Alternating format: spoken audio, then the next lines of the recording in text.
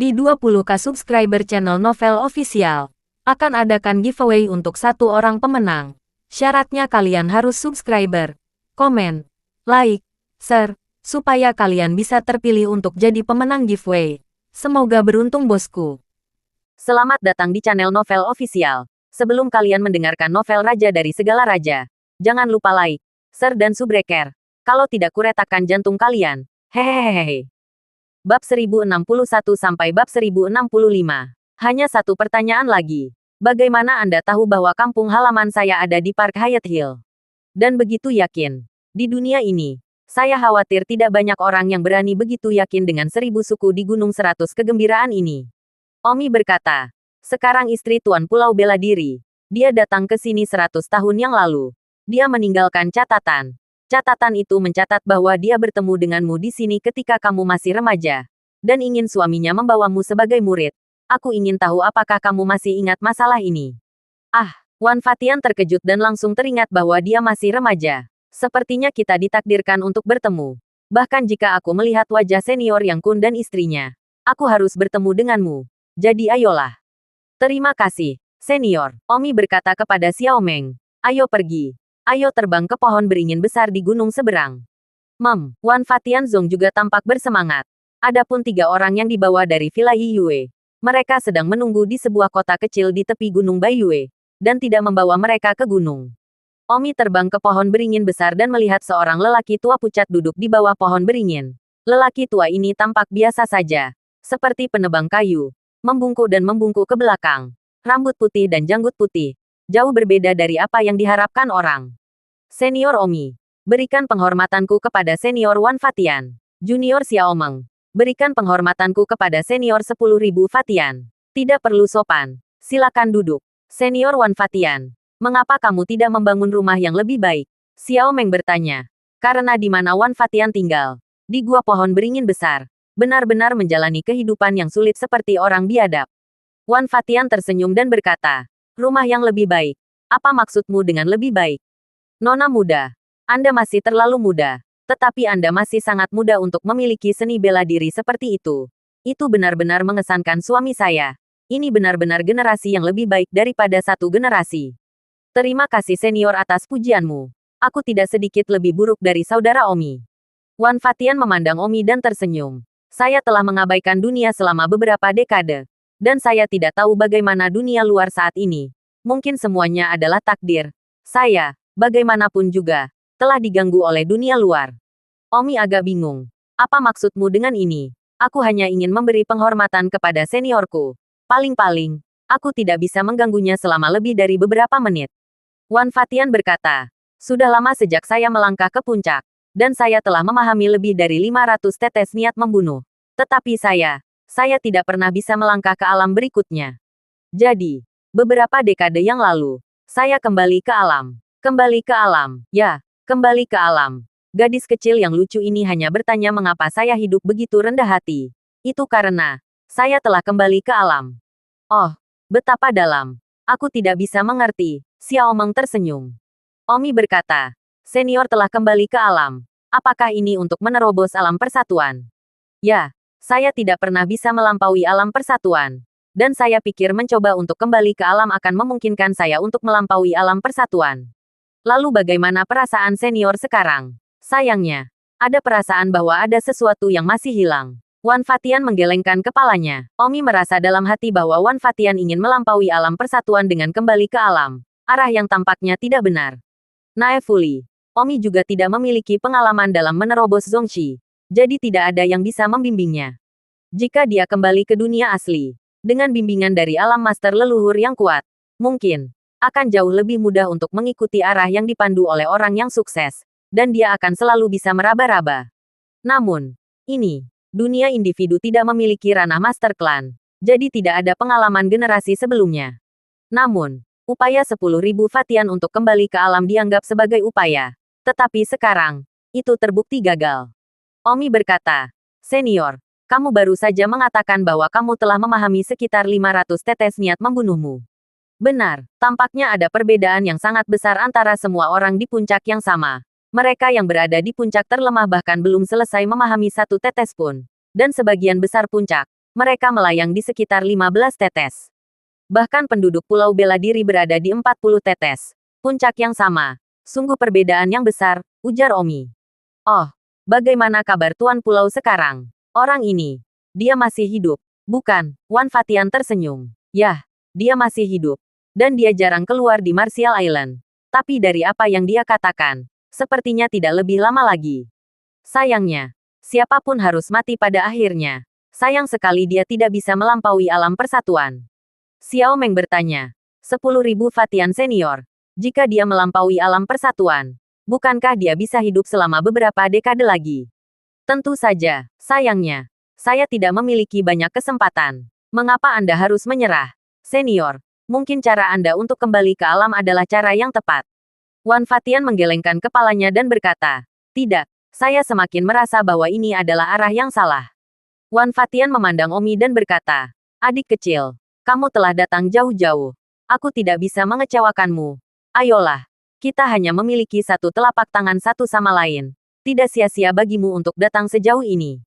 Bagus, Omi menganggukkan kepalanya kegirangan. Akhirnya bisa melawan Wan Fatian. Namun, pemahaman tentang niat membunuh Wan Fatian adalah pada 500 tetes. Itu benar-benar tidak bisa diremehkan. Untungnya, Omi juga hampir 500 tetes. Dan dia telah meningkat sejak pertempuran dengan Yang Guan. Sosok Omi dan Wan Fatian berputar dan melintas di bawah pohon beringin besar. Ledakan. Keduanya langsung saling berhadapan dengan telapak tangan mereka. Wan Fatian langsung merasa bahwa kekuatan yang datang dari telapak tangan Omi begitu tak tertandingi. Dan tebal dan netral. Seperti terik matahari pagi itu. Dia, di sisi lain, merasa seperti matahari terbenam di malam hari. Dan meskipun masih ada sinar matahari, itu bahkan tidak bisa dibandingkan dengan terik matahari pagi itu. Wah, tubuh Wan Fatian segera terbang kembali puluhan meter. Omi, di sisi lain, tidak menggerakkan otot. Fiu, Wan Fatian terbang mundur puluhan meter sebelum dia bisa mengendalikan dirinya. Dan tubuhnya masih agak goyah. Omi sepertinya tidak begitu percaya bahwa dia begitu kuat melawan telapak tangan Wan Fatian. Hahaha, tua, Wan Fatian tertawa terbahak-bahak. Meskipun itu adalah tawa besar. Tetapi di dalam hatinya, dia merasakan keengganan terhadap kehidupan. Mungkin dia kalah. Ada juga waktu. Senior, akui saja. Tidak. Kamu menang. Adik kecil. Kamu layak menjadi orang nomor 1 di dunia. Kuharap kamu, di masa depan, dapat menemukan arah yang benar untuk melampaui alam persatuan. Bagus. Junior akan bekerja keras. Selamat tinggal. Aku khawatir aku tidak akan melihatmu lagi. Omi tidak mengatakan apa-apa dan terbang bersama Xiao Meng. Wan Fatian bersandar di pohon beringin besar. Tampak kuyu. Seolah-olah dia telah langsung berusia beberapa tahun lagi. Wan Fatian tidak bisa menahan tawa pahit. Kembali ke alam selama puluhan tahun. Tetapi tanpa diduga. Kembali lebih dan lebih. Betapa kembalinya ke alam. Hahaha. Hahaha. Tawa beriak di seluruh gunung. Seolah-olah Anda bisa mendengar kesedihan dan ketidakberdayaan batin Wan Fatian. Omi dan Xiao Meng kembali jauh-jauh kembali ke kota Wangjing. Xiao Meng, kenapa aku selalu merasa ada sesuatu yang terjadi di kota Wangjing? Kelopak mataku terus melompat. Kakak Omi, sebenarnya, aku juga punya perasaan itu. Ah, itu sudah berakhir. Dengan segala cara. Seharusnya tidak ada orang di dunia ini yang berani mengancamku. Saudara Omi, mari kita kembali ke kota Wangjing. Sayang sekali kita tidak memiliki telepon. Atau akan nyaman. Praktisi seni bela diri apa yang akan membawa ponsel saat ini? Dan berapa banyak ponsel yang tidak akan cukup untuk hilang di langit, apalagi dunia ini sangat besar. Tidak ada koneksi jaringan antar negara yang berbeda. Dan telepon hanya dapat dihubungi di negara yang sama. Selain itu, di dunia ini, kesenjangan antara si kaya dan si miskin di setiap negara sangat besar. Beberapa tempat terbelakang bahkan belum pernah melihat TV. Dan beberapa tempat bahkan lebih terbelakang seperti zaman kuno. Baiklah. Mari kita percepat dan kembali. Mari kita berharap tidak ada yang terjadi. Kapal terbang itu segera berakselerasi. Selain Omi dan Xiao Meng, kapal terbang itu juga memiliki 3 anak yang dibawa kembali dari Villa Yiyue. Akhirnya, setelah menghabiskan lebih dari 10 hari, kapal terbang itu tiba di Kekaisaran Yanhuang. Sepanjang perjalanan kembali dari Gunung Banyu terlalu jauh, dan masih butuh waktu lama untuk terbang dengan kecepatan kapal terbang. 1 detik untuk mengingat untuk membaca buku itu. Segera, kapal terbang itu tiba di kota Wangjing. Kota Wangjing tampaknya tidak banyak berubah di luar. Kecuali itu, Omi samar-samar bisa mencium bau darah. Swoosh! Kapal terbang itu bergegas ke istana. Begitu palka kapal terbang dibuka, udara dipenuhi dengan bau darah. Omi, kamu akhirnya kembali. Pada saat ini, seseorang terbang dengan panik. Itu adalah Yan Yu. Yanxi, apa yang terjadi? Apa yang terjadi? Mengapa rasanya kota Wangjing kosong? Sama sekali tidak memiliki kemakmuran sebelumnya. Dan udara masih dipenuhi dengan bau darah. Omi sibuk bertanya. Xiao Meng melompat dari kapal terbang dan segera melihat darah di tanah. Darah telah mengering dan berubah menjadi potongan tanda hitam. Itu jelas sudah ada di sana selama beberapa waktu. Yan Qiang berteriak. Tommy, kamu kembali. Katakan, apa yang terjadi? Omi meraung. Saat dia juga melihat tanah, di mana-mana bisa melihat darah yang mengering menjadi hitam. Jelas bahwa banyak orang meninggal di seluruh istana dan sekitarnya. Tidak heran bau darah di udara tidak dapat dibubarkan. Yan Qiang tidak dapat berbicara beberapa kali. Hanya setelah puluhan detik, Yan Qiang berkata, Mu Qianji kerasukan. Seluruh dunia. Membunuh orang di mana-mana. Sekitar setengah bulan yang lalu, Mu Qianji tiba di kota Wangjing. Awalnya datang untuk membunuhmu. Kebetulan senior Chang Sifu datang untuk bersembunyi dari kesulitan. Dia membunuh Chang Sifu. Apa? Omi terkejut. Chang Sifu adalah pembangkit tenaga listrik puncak. Chang Sirt, itu hanya salah satu dari puncak mati. Menurut berita terbaru yang kami dapatkan, ada 23 pembangkit tenaga listrik puncak di dunia ini yang dibunuh oleh Mu Qianji. Ah, Omi tercengang. Hanya ada total 29 puncak di dunia ini. Tetapi sebenarnya 23 dari mereka telah dibunuh oleh Mu Qianji. Bukankah itu berarti bahwa selain Omi, hanya ada 4 puncak yang tersisa di dunia ini? Omi tercengang. Begitu pula Xiao Meng. Pembangkit tenaga listrik puncak biasanya tidak keluar selama bertahun-tahun. Dan informasinya tidak dikembangkan. Tidak ada koneksi seperti telepon antara masing-masing negara. Apalagi memakai ponsel. Dan dunia seni bela diri juga tidak memiliki jaringan. Jadi, Mu Qianji pergi ke satu tempat pada satu waktu. Pembangkit tenaga listrik puncak yang meninggal hanya menyadari apa yang terjadi di dunia ketika Mu Qianji datang ke pintu mereka. Lagi pula, itu terjadi dengan tergesa-gesa. Lebih dari sebulan sebelum dan sesudah, informasi itu tidak menyebar secepat itu. Yan Qiang berkata, Omi, penguasa pulau-pulau hutan bela diri juga dibunuh oleh Mu Qianji. Di perhentian Mu Qianji sebelumnya sebelum dia datang ke kota Wangjing kami, dia akan pergi ke pulau hutan bela diri.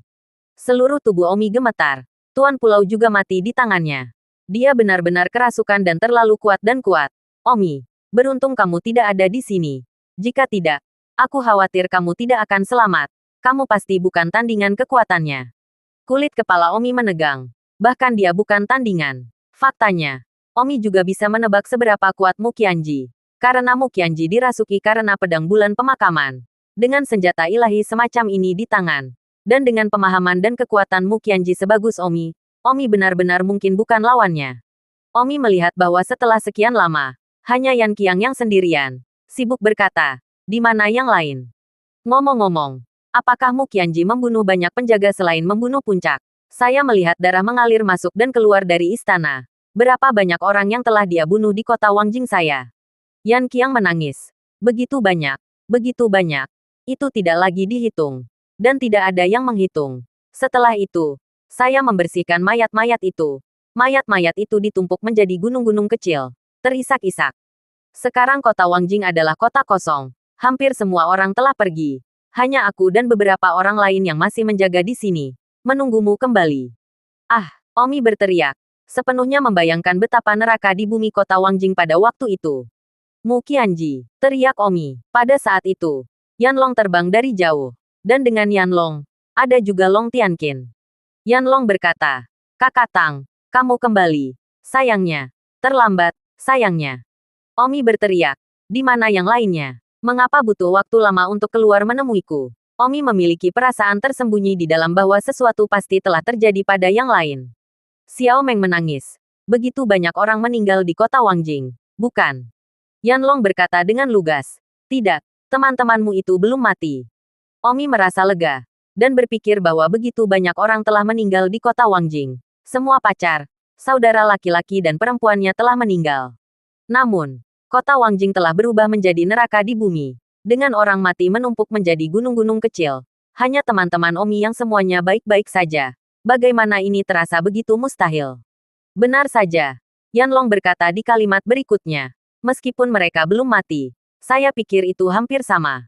Apa maksudmu? Don Omi berteriak. Yanlong merintih lebih dari sedikit. Long Tianqin berkata, ayo pergi dan temui mereka dulu. Omi segera mengikuti Yanlong dan yang lainnya dan terbang ke belakang istana kota Wangjing, tempat Qi Sueyun dulu belajar seni racun. Sepanjang jalan, hati Omi yang gugup hendak melompat keluar, memasuki kamar kayu kecil Qi Sueyun. Dia segera melihat bahwa serangkaian orang sedang berbaring di tempat tidur kayu darurat. Omi melihat Liu Yue, Wang Xing, Yang Yijian, Su Meiqian, Liona, Simran, Sang Guanzuo, dan Qi Sueyun. Long Tianqin menangis. Omi, lihat, kamu baru kembali sekarang. Untuk apa kamu masih kembali? Terisak. Omi tercengang.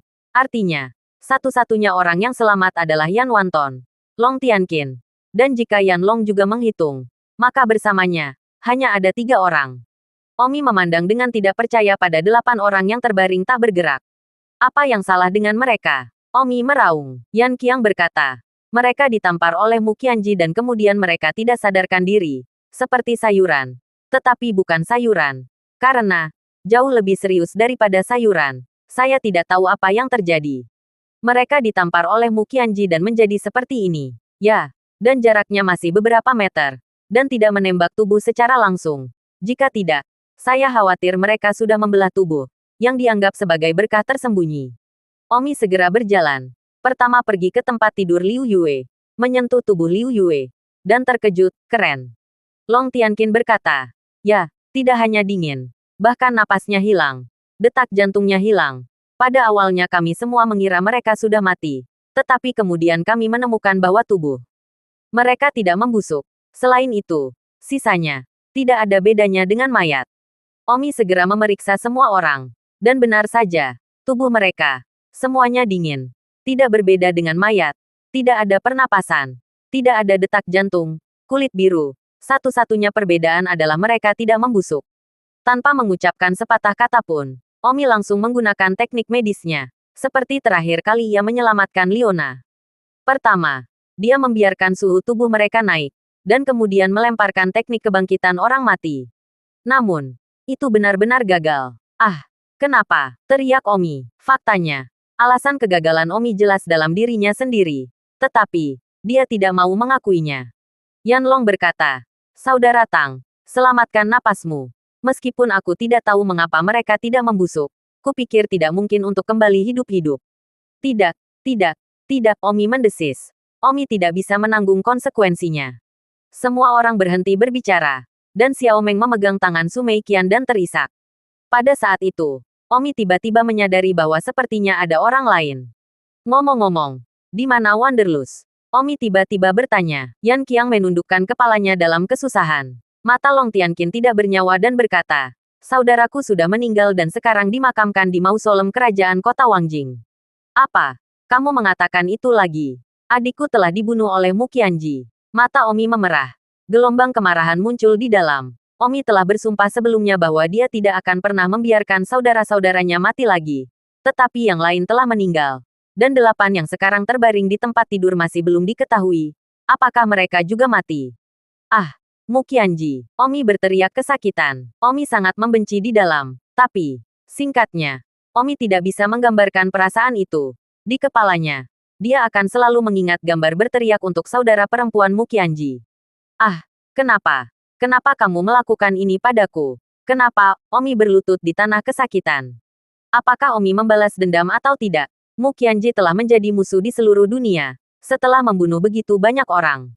Jika dia mencari balas dendam, tapi bagaimanapun juga, dia telah memberikan begitu banyak kepada Omi. Omi masih ingat sekarang bahwa jika bukan karena dia, Mu Qianji mungkin bisa cukup untuk mengendalikan demonisasi. Tuhan tahu metode apa yang digunakan Mu Qianji untuk melarikan diri ketika dia dikejar oleh Master Gerbang Surga dan Kaisar Tertinggi Bulan yang tidak pernah jatuh sebelumnya. Tetapi yang pasti bahwa demonisasi Mu Qianji tidak ada hubungannya dengan ini.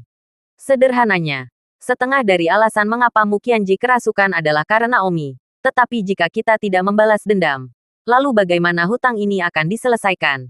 Bahkan jika mereka tidak menyalahkannya, dapatkah hati Omi sendiri merasa nyaman? Omi berlutut di tanah, kesakitan, terkoyak dan tidak nyaman. Jika teman-temannya semua hidup dan sehat, maka Omi akan memihak Mu Qianji bahkan jika dia telah bertarung melawan dunia bersamanya. Namun, Wanderlust sudah mati, dan ada 8 orang lain yang sekarang hidup dan sekarat tidak diketahui. Mata Omi berwarna merah darah. Dia merasa bahwa dia sendiri kesakitan untuk dirasuki. Benar-benar tidak tahu bagaimana menghadapi masa depan. Rasa sakit ini, sehingga dia juga jatuh ke dalam hati iblis bukanlah hal yang mustahil. Xiao Meng memegang tangan Omi dan menghiburnya. Kakak Omi, jangan seperti ini. Setidaknya mereka tidak mati langsung ah. Ini berarti, pasti ada alasan. Mungkin, mereka tidak mati. Lagi pula, tubuh mereka tidak membusuk. Pasti ada alasannya. Saudara Omi. Meskipun Xiao Meng menasihati Omi begitu, dia sebenarnya tahu mengapa mereka tidak membusuk. Tetapi keluar. Dan dia hanya menebak-nebak. Bagaimana jika tidak? Tetapi sebaliknya, itu membuat Omi semakin menderita. Omi berdiri. Matanya merah. Dan bertanya, di mana Mu Qianji sekarang? Kamu akan menemukannya. Su Chen. Ya, tidak peduli apa. Dia menyakiti rakyatku. Aku harus mengakhirinya apapun yang terjadi. Tapi, kamu mungkin bukan tandingan Mu Qianji. Dan selain itu, Mu Qianji dia hanya seperti ini karena dia kerasukan. Kalau begitu, haruskah aku memaafkannya? Saya tahu bahwa dia kerasukan setengah karena saya. Dan dia telah melakukan kebaikan kepada saya. Tetapi ini sama sekali bukan pengampunan karena dia membunuh saudara laki-laki saya. Saya akan merasakan kembali apa yang saya berutang padanya. Dan saya akan menemukannya untuk membalas apa yang telah dia lakukan kepada orang yang saya cintai. Saya harus pergi kepadanya untuk mengakhirinya. Dan jika saya membunuhnya, maka saya akan membalasnya dengan hidup saya atas kebaikan dan cinta yang telah dia tunjukkan kepada saya. Jika aku tidak bisa membunuhnya, maka lebih baik lagi, aku tidak perlu membayar. Kakak Omi, jangan seperti ini. Xiao Meng berteriak. Long Tianqin juga berteriak dan meraih lengan Omi. Karena, ketika Omi pergi mencari Mu Qianji, itu setara dengan mengumumkan kematiannya. Jika dia membunuh Mu Qianji, dia menggunakan hidupnya untuk membalas kebaikan Mu Qianji dan bagaimana dia dibunuh oleh Mu Qianji. Maka dia tidak perlu membayar, tetapi dia juga melakukan yang terbaik untuk membalas kematian saudaranya. Oleh karena itu, terlepas dari apakah dia menang atau kalah, akhirnya adalah kematian. Yan Long menasihati, Saudara Tang, jangan cemas, pikirkan lagi. Mungkin ada cara lain. Tidak peduli apa, hidup Anda sendiri adalah yang paling penting. Omi memelototi Yan Long dan berkata, aku bukan kamu. Di mataku, nyawa kakakku adalah milikku sendiri. Kakakku terbunuh. Aku tidak bisa berbuat apa-apa. Jika tidak, bagaimana aku bisa hidup sesuai dengan orang mati? Aku harus pergi kepadanya dan mengakhirinya. Katakanlah, di mana dia sekarang? Yang menyeka air matanya. Saya tidak tahu di mana dia berada. Tetapi bagaimanapun, dia pergi membunuh orang satu tempat pada satu waktu. Dan kadang-kadang, ketika dia menemukan pikiran iblis yang kuat, dia akan melakukan pembunuhan besar-besaran seperti kota Wangjing. Aku harus menemukannya sesegera mungkin dan menghentikan ini, kata Omi dengan tatapan rumit di matanya. Pada saat ini, Long Tianqin tiba-tiba berteriak, Saudara Omi. Untuk apa, kakak Omi? Ya Tuhan, barusan jari Suan. Kakak, bergerak. Apa? Omi terkejut dan bahagia di dalam pada saat bersamaan. Omi segera berlari dan memeriksa tubuh Simran. Namun, tubuh Simran masih dingin, tanpa detak jantung dan tanpa pernapasan. Omi kecewa, Tianqin. Apakah kamu berbohong padaku? Saya tidak melakukannya. Saya benar-benar melihat jari-jarinya bergerak, kata Long Tianqin. Mau berkata, mungkinkah matamu kabur? Lagi pula, mata buram sangat mungkin terjadi pada saat-saat seperti ini. Karena pikiran sangat berharap sehingga secara tidak sadar berpikir seperti itu. Saya tidak yakin tentang itu lagi. Mungkin, ya, suasana hati Long Tianqin yang awalnya bahagia tiba-tiba tertekan lagi. Dia tidak beristirahat selama setengah bulan karena kehilangan kakaknya dan terjadinya bencana ini. Sangat mungkin baginya untuk memiliki mata yang kabur. Dia pikir itu adalah mata yang kabur sendiri. Omi menepuk bahu Long Tianqin dan berkata, tidak peduli apa, almarhum telah meninggal. Kamu harus kuat dan pergi istirahat. Saya tidak mau. Omi menepuk telapak tangannya dan Long Tianqin pingsan. Omi membaringkannya di tempat tidur dan menyuruhnya beristirahat. Omi berkata, aku akan menemukan Mu Qianji sekarang. Xiao Meng, kamu ikut denganku. Yan Qiang, tolong urus mereka di sini. Tapi aku sangat takut. Takut akan apa? Aku khawatir kamu akan dibunuh. Mata Omi tidak bernyawa saat dia berkata, Aku akan pergi ke sini. Aku pasti akan membalaskan dendam Wanderlust dan mereka berdelapan. Ini tidak bisa diubah. Aku akan menahan niat membunuhnya. Tapi aku juga akan membalasnya. Biarkan aku menanggung semua ini, Omi dengan tegas terbang keluar. Yanrong berteriak dan Xiao Meng juga menangis dan mengejarnya. Yanrong ragu-ragu dan mengikutinya. Yanlong awalnya berpikir untuk tidak mengikuti. Jika Omi gagal, bukankah dia juga akan mengikuti untuk mati? Tetapi sebuah pikiran. Omi pergi ini bahkan tidak peduli dengan hidupnya sendiri lagi. Tetapi dia sangat takut mati. Jadi gigitan. Ah, mati. Itu terbuka untuk mati. Omi pergi dengan kapal terbang. Xiao Meng menangis. Kakak Omi, mungkin kita bisa menunggu sebentar. Kalau Saudari Suaner, Saudari Mei Qian dan yang lainnya tidak mati. Suatu hari nanti di masa depan tiba-tiba terbangun. Mengapa begitu ingin membalas dendam? Wow. Mata Omi tidak berwarna saat dia berkata. Bahkan jika mereka tidak mati dan hidup kembali. Bagaimana dengan Long Tianya? Apakah dia juga akan hidup kembali? Jika dia juga bisa, maka aku rela mengkhianati seluruh dunia dengan Mu Qianji. Tapi sayangnya, kakak laki-laki Tianya sudah mati.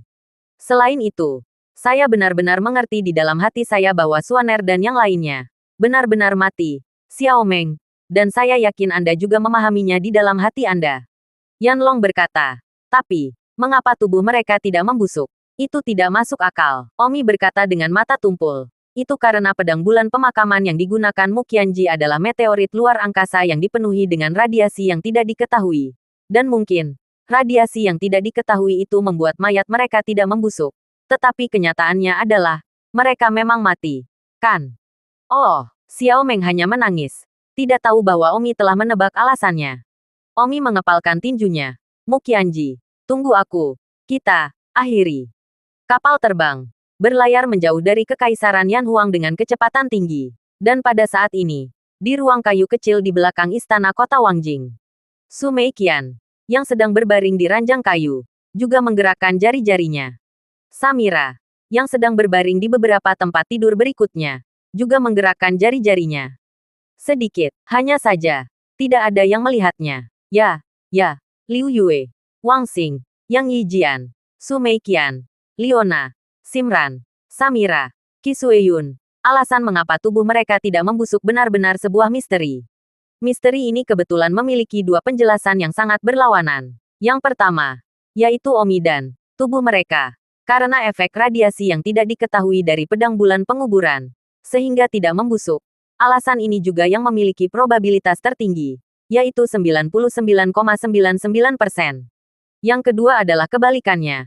Bahkan bisa dikatakan tidak bisa dipercaya, yaitu radiasi yang tidak diketahui dari pedang bulan pemakaman telah mengubah sel mereka secara drastis. Seolah-olah mereka telah ditingkatkan. Mereka telah bangun dan benar-benar berubah. Mungkin berubah menjadi monster. Mungkin berubah menjadi jenius. Jadi, kedua alasan ini adalah dua ekstrim yang benar-benar berlawanan. Biasanya, kemungkinan yang kedua rendah hingga nol. Karena yang kedua, tidak hanya tidak mati, tetapi juga mengambil keuntungan besar. Sel-sel mengalami radiasi yang tidak diketahui dan dengan demikian tubuh mengalami perubahan kualitatif. Yang 10.000 kali lebih baik daripada memakan harta ajaib dunia manapun. Bahkan 1 miliar kali lebih baik. Namun, kemungkinannya sangat rendah sehingga hampir nol. Namun, serendah mungkin. Masih mungkin bahwa 8 saudara kandung Omi saat ini adalah kasus kedua. Tetapi sayangnya, Omi tidak dapat mengetahuinya lagi. Dia telah pergi mencari Mu Qianji dan tidak lagi memegang niat untuk hidup. Selain itu, ketika mereka benar-benar bangun, mungkin akan memakan waktu beberapa bulan, atau bahkan lebih dari setengah tahun. Dan pada saat itu, Omi sudah menemukan Mu Qianji. Omi bertanya, berapa banyak pembangkit tenaga listrik puncak di dunia saat ini yang masih hidup? Yanlong berkata, 4, termasuk 5 Anda. Keempatnya adalah Nan San Yun, orang tua sungai, Liu Qian, dan Gao Fengshui. Bagus. Sekarang, mari kita pergi ke rumah keempat orang ini secara terpisah. Mu Qianji pasti akan pergi mencari mereka. Aku akan menunggu Mu Qianji datang dengan baik. Yanlong berkata, alasan mengapa keempat orang ini tidak mati mungkin karena mereka beruntung dan melarikan diri dengan berita sebelumnya. Jadi saya khawatir kita akan melakukan perjalanan kosong ke rumah lama mereka untuk menemukan mereka. Mata Omi tidak berwarna saat dia berkata, tidak masalah.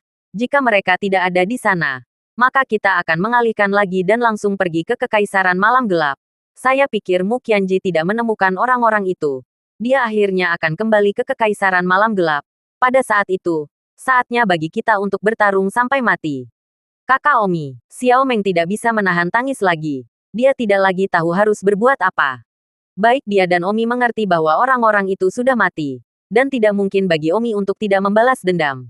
Yanlong menghela nafas dan berkata, apakah kamu yakin kamu cocok untuk Mu Qianji? Omi mendengus geli. Apakah masih penting apakah itu saingan atau bukan? Yah, itu benar-benar tidak masalah lagi. Mu Qian pasti memiliki cinta dan rahmat untukmu juga. Bahkan jika kamu membunuhnya, kamu akan mengembalikan cinta dan rahmatnya. Sayangnya, sayang sekali. Kamu jenius. Jika kamu hidup, kamu tidak tahu apa yang akan terjadi di masa depan. Kasihan, kasihan. Kakak Omi. Oh, Xiao Meng tidak bisa mengendalikan kesedihannya. Dia merasa hidupnya kelabu saat ini. Seperti yang dia lihat di mata Omi. Tidak ada keinginan untuk hidup. Omi telah kehilangan begitu banyak anggota keluarganya. Dia tidak bisa hidup. Dia hanya ingin membunuh Mu Qianji untuk membalaskan dendam orang yang dicintainya. Atau, dibunuh oleh Mu Qianji. Singkatnya, di mata Omi, tidak ada keinginan untuk hidup lagi. Seseorang bahkan tidak memiliki keinginan untuk hidup. Itu sangat putus asa. Jadi, begitu Xiao Meng melihat sorot mata Omi, itu sangat menyedihkan dan menyakitkan. Yanlong juga merasa patah hati. Satu jenius seperti itu. Tidak, dua jenius. Meskipun Mu Qianji kerasukan, tetapi tidak peduli apa. Dia juga seorang jenius. Dua jenius top seperti itu. Untuk bertarung sampai mati. Kasihan, kasihan. Omi pertama kali pergi mencari Nan San Yun. Salah satu dari 5 puncak yang masih hidup. Tapi sayangnya, menerkam. Dan Nan San Yun sudah melarikan diri dan tidak bisa ditemukan dimanapun. Kemudian, Omi pergi mencari Tuan Tua Hesang, tetapi juga tidak menerkam apapun. Kemudian dia pergi ke rumah Liu Qian dan juga tidak menerkam apapun. Omi akhirnya pergi mencari Gao Fengshui, yang berada di ujung terjauh dari garis. Omi menganggap bahwa Gao Fengshui juga sudah lama melarikan diri. Namun, yang tidak diharapkan Omi adalah ketika dia tiba di rumah Gao Fengshui. Dia menemukan bahwa Gao Fengshui tidak melarikan diri. Kakak Tang, Gao Fengshui melihat Omi dan muncul dengan panik. Namun, wajah Omi tidak terlalu bagus dan Gao Fengshui tidak berani terlalu dekat dengan Omi. Omi berkata, sepanjang jalan, Nan San Yun, Tetua Sungai, Liu Qian, semuanya melarikan diri. Mengapa kamu tidak melarikan diri? Apakah kamu tidak takut Mu Qianji datang untuk membunuhmu? Gao Fengshui tertawa terbahak-bahak. Ayo, aku, Gao Fengshui, sedang menunggunya. Punya nyali untuk mati daripada melarikan diri. Jadi Mu Qianji belum datang mencarimu. Benar, tapi aku mendapat kabar bahwa Mu Qianji akan datang kepadaku dalam beberapa hari ke depan. Aku tidak menyangka bahwa saudara Tang akan datang lebih dulu. Beranikah saya bertanya kepada saudara Tang, di mana saja Anda selama ini? Kenapa kamu baru saja muncul sekarang? 1 detik untuk mengingat untuk membaca buku itu. Omi berkata, aku akan mencari Wan Fatian. Gao Fengshui berkata, saudara Tang, sejujurnya, saya menerima berita sehari sebelum kemarin bahwa Wan Fatian telah ditemukan dan telah meninggal oleh tangan Mu Qianji. Apa? Omi dan Xiao Meng sama-sama sangat terkejut. Omi baru saja kembali ke kota Wangjing jauh-jauh dari Gunung 100 Kegembiraan. Memakan waktu lebih dari 10 hari. Tetapi dia tidak menyangka bahwa Mu Qianji segera menemukannya juga dan membunuh Wan Fatian. Hampir seolah-olah dia baru saja pergi sehari sebelumnya dan Mu Qianji pergi sehari setelahnya. Saudara Tang, sekarang bahkan Wan Fatian telah mati di tangan penyihir itu. Apa yang kamu rencanakan? Mata Omi rumit. Tentu saja, lawan dia. Gao Fengshui menggelengkan kepalanya. Tidak, ini hanya akan menyebabkan kematian. Bahkan Wan Fatian tidak cocok untuk penyihir ini. Dan kamu jelas bukan tandingannya juga. Alis Omi berkerut. Mendengarkan maksud Gao Fengshui. Apa rencananya? Apakah kamu punya semacam rencana? Omi bertanya. Hahaha. Saudara Tang, sejujurnya, kita memang punya rencana untuk berurusan dengan penyihir. Pada kenyataannya, Nan San Yun, Penatua Sungai, Liu Qian, dan saya bersekongkol dan merencanakannya sebulan yang lalu. Karena kami tahu bahwa kami bukan tandingan penyihir, dan tidak mungkin untuk melawannya secara langsung. Jadi kami hanya perlu mengecohnya. Dan sekarang, kami hanya menunggu penyihir itu datang ke pintu kami. Ketika dia akan menyerahkan diri, dia pasti akan mati. Juga, tidak benar aku tidak melarikan diri. Aku di sini hanya sebagai umpan. Menunggu penyihir itu datang. Hahaha, Gao Fengshui tertawa gila. Omi berkeringat dingin. Tidak tahu mengapa. Tiba-tiba sangat khawatir tentang Mu Qianji. Omi benar-benar terkoyak di dalam. Dia jelas datang untuk membunuh Mu Qianji dan menghentikan bencana ini. Tetapi ketika dia melihat bahwa Gao Fengshui dan yang lainnya telah memasang jebakan, dia khawatir tentang Mu Qianji. Ini menunjukkan bahwa Omi sangat bertekad untuk datang dan membunuh Mu Qianji. Tetapi di dalam hatinya, dia tidak benar-benar ingin dia mati sama sekali. Gao Fengshui tersenyum. Saudara Tang, sekarang kamu di sini. Dengan kamu bergabung dengan kami, kupikir tidak masalah sama sekali untuk membunuh penyihir itu. Dan aku bahkan lebih percaya diri. Omi sibuk bertanya. Kakak Gao, beranikah aku bertanya apa rencanamu? Apakah kamu yakin bisa menangani penyihir itu? Jangan khawatir. Ini sangat mudah. Kami hanya menunggu penyihir itu datang. Apa? Kamu tidak akan membiarkan aku masuk dalam rencanamu? Saudara Tang, kamu adalah yang terkuat kedua di dunia. Bagaimana mungkin kamu tidak disambut untuk bergabung dengan kami? Ayo pergi. Aku akan membawamu ke Nanshan Yun, tetua sungai, dan Liu Qian sekarang dan memberitahumu rencana kami.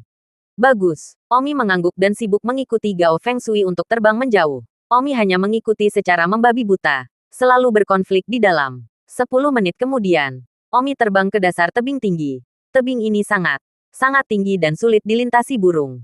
Saudara Gao, apa yang kamu lakukan di sini? Saya tidak melihat sesuatu yang istimewa tentang itu, kecuali bahwa itu adalah gunung yang tinggi. Kamu berurusan dengan penyihir dan kamu berencana untuk berada di sini. Tanya Omi bingung. Gao Fengshui tersenyum. Saudara Tang, apakah kamu tahu apa yang ada di balik gunung ini? Aku tidak tahu. Hahaha. Saudara Tang, di belakang gunung ini adalah tempat punah nomor 1 di dunia. 1000 gunung Twilight. 1000 gunung senja. Tubuh Omi bergetar. Tidak menyangka bahwa 1000 gunung Twilight berada di belakang gunung ini sekarang. Omi telah mengatakannya beberapa kali sebelumnya. Tetapi itu tidak pernah datang. Tanpa diduga, hari ini, dia datang secara tidak sengaja. Tousan Mountain Twilight terkenal sebagai seorang jedi. Siapapun yang masuk dan tidak keluar hidup-hidup. Dan bahkan jika mereka keluar hidup-hidup, mereka sudah gila secara mental. Tempat yang tidak akan berani dimasuki oleh orang kuat di dunia ini. Pada saat ini, Gao Fengshui menekan dinding batu, membuka mekanisme, lalu mendorong. Dinding batu bergerak ke satu sisi, lalu memperlihatkan sebuah lorong. Lorong itu tingginya sekitar 20 meter. Saudara Tang, pergi, ikuti aku ke lorong rahasia. Lorong rahasia ini, jalan rahasia ini secara alami mengarah ke kedalaman gunung ini. Tempat penting untuk berurusan dengan Mu Qianji. Sekarang Nanshan Yun dan mereka bertiga berada di dalam jalan rahasia ini. Aku akan membawamu untuk bertemu dengan mereka. Aduh, Omi mengikuti Gao Fengshui dan memasuki jalan rahasia. Semakin dalam dia pergi, semakin Omi merasakan kepanikan yang tak bisa dijelaskan. Mengapa itu menggerakkan kepanikan yang tak bisa dijelaskan? Omong kosong.